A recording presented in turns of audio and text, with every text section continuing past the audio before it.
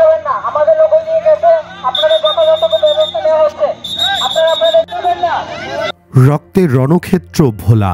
খবর নিয়ে জানা গেছে বিএনপির সাথে বাংলাদেশ জাতীয় পার্টির বিজেপির সংঘর্ষ ও ধাওয়া পাল্টা দেওয়ার ঘটনা ঘটেছে। এতে উভয় পক্ষের অন্তত 50 জন আহত হয়েছেন। শনিবার দুপুর 1:15টার দিকে ভোলার নতুন বাজার এলাকায় এ ঘটনা ঘটে।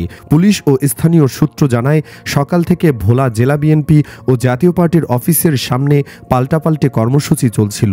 দুপুর 12টার দিকে বিজেপির অঙ্গ সংগঠনের নেতাকর্মীরা নতুন বাজারের দলীয় কার্যালয়ের সামনে থেকে মিছিল নিয়ে সদর রোড হয়ে চকবাজার ঘুরে আবার কার্যালয়ের সামনে এসে সমাবেশ করেন। অন্যদিকে মহাজনপট্টিতে জেলা বিএনপির কার্যালয়ের সামনে সমাবেশ শেষে একদল নেতাকর্মী মিছিল নিয়ে বের হন।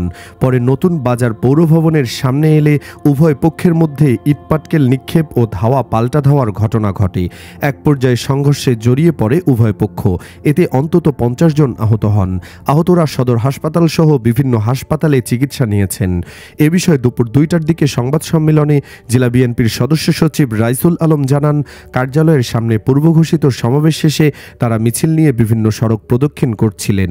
পৌরসভা সংলগ্ন এলাকায় পৌঁছালে বিজেপির নেতাকর্মীরা ইট পাটকেল ছুটতে থাকেন। এতে বিএনপির বেশ কয়েকজন নেতাকর্মী আহত হন। বাংলাদেশ জাতীয় পার্টি বিজেপির সাংগঠনিক সম্পাদক অ্যাডভোকেট মোহাম্মদ মনিরুল ইসলাম জানান, সকালে তাদের অঙ্গ সংগঠনের একটি কর্মসূচি ও মিছিল ছিল। মিছিল শেষে তারা দলীয় কার্যালয়ের সামনে আসেন। কিছুক্ষণ পর বিএনপির একটি মিছিল এসে তাদের ধাওয়া দেয়, ইটপাটকেল ছোড়ে ও মারধর করে। এতে তাদের অনেক নেতাকর্মী আহত হন।